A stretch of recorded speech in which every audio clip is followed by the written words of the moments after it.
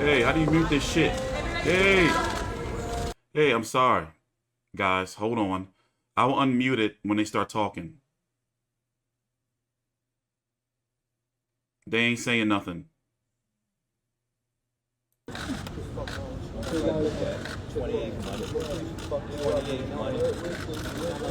Smack him, Tank. Yo, Rolling is huge, bro.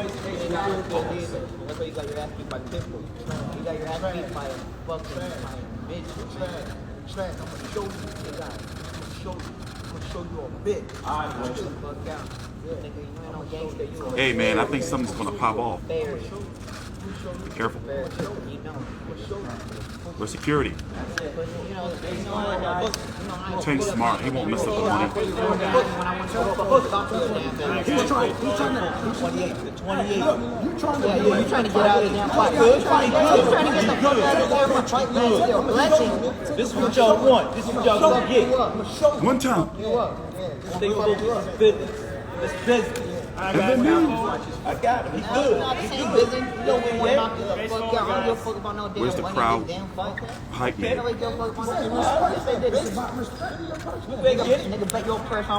Let's go. Get down like that. Bet your fucking purse. That's the bet. Face forward, guys. The bet in person. That's what happens when niggas talk on Instagram, but when they see us in person, they don't got the same reaction. It's the same. Alright, fellas. That's it. Motherfucker, that's it. You pussy. Yo, y'all get no judgment. That's it. I'm pulling. Let's get back focused, yo. That's it. Niggas is pussy. Got my interviews. Rolling this way. We're down. Good job. I'm glad everyone's all right. I thought it was about to be fireworks. I'm glad everybody's all right. Thought it was about to be fireworks. How you guys doing? We got another press conference in 20 minutes, so let's talk for about 10 minutes or so. And then we got another press conference with Ryan Garcia and Manuel Tagu literally in 20 minutes. So I'm going to have to end this stream, and then I'm going to have to start another one and cover that press conference. Then, at what time is Floyd press conference? Floyd's got a press conference. Floyd is fighting a rumored, who told me Floyd is fighting his sparring partner? Don Moore. Floyd has got a pay-per-view fight coming up May the 14th in Dubai on that helipad roof thing. We're going to all talk about it during the press conference. That's at like 2:30 p.m. Let me pull it up real quick. So we got a busy 3 hours, bro. We're going to be here for a while. But it's going to be different streams. So it's a lot of media shit going on. And also, I took care of a lot of legal stuff over the last 2 years. And I got so much free time on my hands. Like when I say I got too much free time, that's why I'm doing all these videos and shit. I got nothing but free time. And obviously house projects I got to do. Fucking, what's the thing called? Hold on, I'm looking up Floyd Mayweather's press conference time. What's the thing called in the toilet? You flush the toilet, right? And the little fucking thing rises up like the water, you know, in the not in the toilet bowl, in the toilet thing. And like the toilet, I don't know what it's called. I got to change that. My man cave toilet's not working. I can't flush it. I can flush it, but I got to go lift the little thing on the inside and open it up to let the water release. I'm a little high. So just give me a minute. I got some Moby Dick. Pause. It's a strain. The valve. I got to change all that shit. I did it before when I was younger. It's easy work. But you got to cut the water off, and it's just, hold on, where's Floyd press conference? Floyd. Hi, it's a kite. Shit. Okay. Miami media alert. Press conference for Floyd Money Mayweather's May 14th ring return to face dangerous Don Moore in history-making main event in the inaugural Global Titans fight series live on pay-per-view from the skies of Dubai. The float. There you go. Thursday, April the 7th, at the Gabriel Miami downtown. I don't think I'm supposed to tell y'all that. That's like media stuff. 2:30 p.m. Eastern. Okay, so basically an hour and 15 minutes. Shit, I gotta go get some lunch. All right. Floyd Mayweather, Anderson Silva, Don Moore. are going to be at the press conference. So listen, this is what we're going to do. Let's talk about Tank versus Rolly real quick before we end this in this stream. And then we got to go check out the Ryan Garcia versus Emmanuel Tagu press conference. And then I got to ship all this stuff over to the WBC network powered by the Vive. WBC channel powered by the Vive network. The links are down below. Yes, it did say dangerous. The links are down below in the description box. So basically, the WBC has an app. You know, it's gaining some momentum. You'll find my content, other content creators. My stuff has been late for quite some time. As you can see, for the long-time viewers, I've been rebuilding some things around here. You know, getting more consistent with the boxing content. So, my videos are on the app as well, if you want to watch my videos on YouTube. But download the app. So, let's talk about this fight. Tank Davis is looking like he's really getting away from Mayweather Promotions. He's been posting some tweets for the last few weeks, couple of weeks along the lines of he's fighting Rolly Romero because PBC and Mayweather Promotions wants him to fight Rolly Romero because he's at the end of his contract. He's also hinted that other promoters and managers have been reaching out to him. And if you're Tank Davis, right? If you're Tank Davis, yeah, you're fighting on pay-per-view. Yeah, you're making money. You know, but at the end of the day, his pay-per-views are not doing super crazy numbers. We can say that the Leo C and the Cruz pay-per-view was probably the biggest one. Also, if you look at Tank Davis, was fighting on May the 28th against Rolly Romero, right? 3 weeks before that, you have Canelo Alvarez taking on Dimitri Bivol in a fight that's gaining some momentum. Remember, gas is high as shit. People don't have a lot of money. That's 2 pay-per-views in 1 month. Even if you're a DAZN subscriber, you still have to pay, what, $60 for Canelo versus Bivol.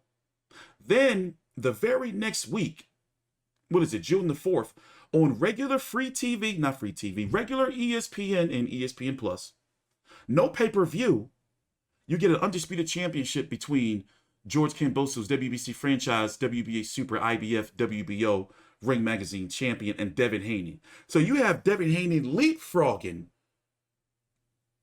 not only making around the same money being off of pay-per-view, or at least he was when he was with Eddie Hearn, leapfrogging Tank Davis to fight for undisputed. And then it's a multi-fight deal. So pretty much Tank Davis is not getting no title shots at 135 pounds no time soon, at least a year.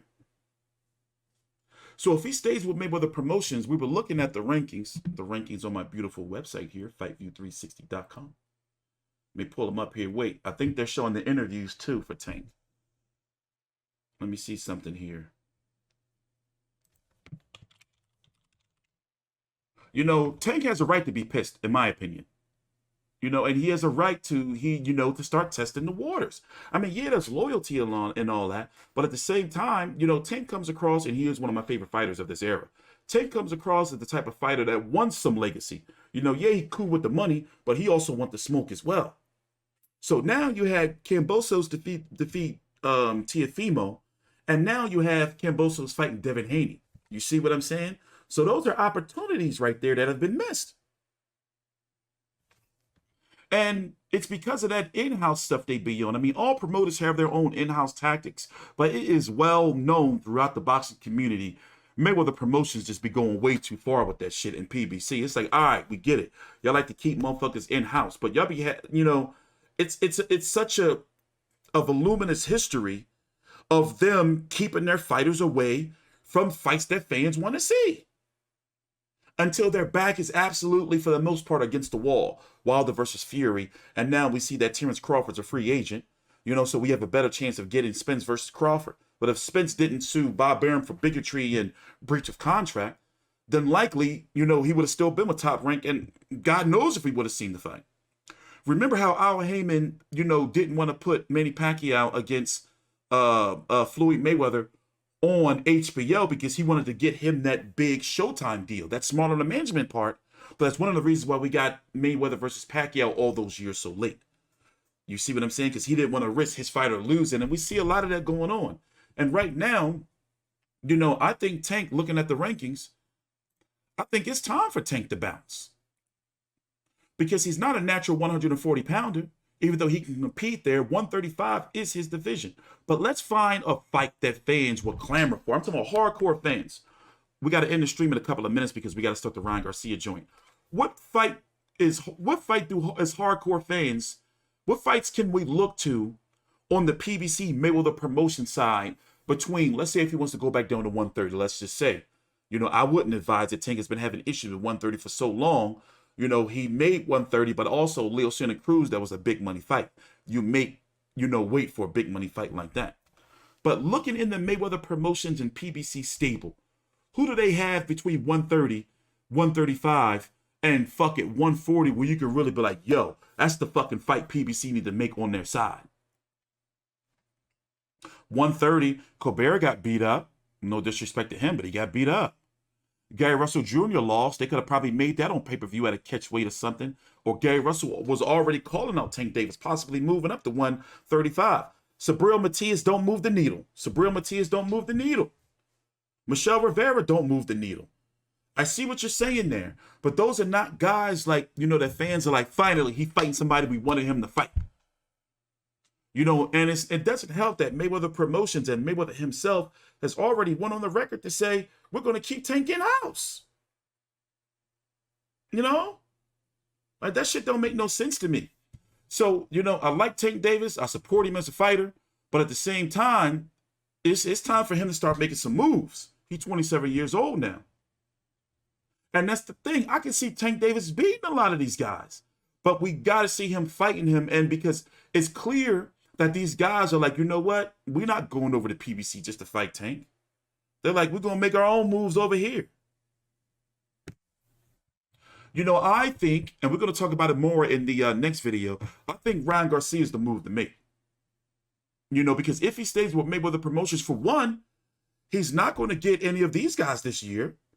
He's not going to get Kambosos Haney this year, because whatever happens with that is going to be a 2-fight deal. So he's fighting now in May. He's got to have another fight this year, right? So I think Ryan Garcia needs a fight too, but they can still play that all, you know, we're going to slow him down and build him up with Ryan Garcia. They can have him face Zaire Abdulayev, who just knocked out Linares, or they could probably fuck around and have him face Linares or Jojo Diaz. They can still play that we're building him up, even though we want to see something from him. And I'm going to, you know, chop into Ryan Garcia a little later on too in that video. But as it stands, like, Ryan Garcia got to make, Tank Davis got to make a move. Because this pay-per-view shit, you have fans openly revolting and like, yo, we not buying that shit no more. And let me tell you, every time I buy a pay-per-view, I always have a stream open somewhere. These streams are getting super crisp, high definition. You don't even have to click off all the X's and shit that open up anymore. All of them, you know how to X, you'll click it, and they be like, wait 30 seconds, and then you gotta fucking click the X again, then it move. You know, like, nah, they gotta do something. You know, like fights like Romero are supposed to be on regular Showtime.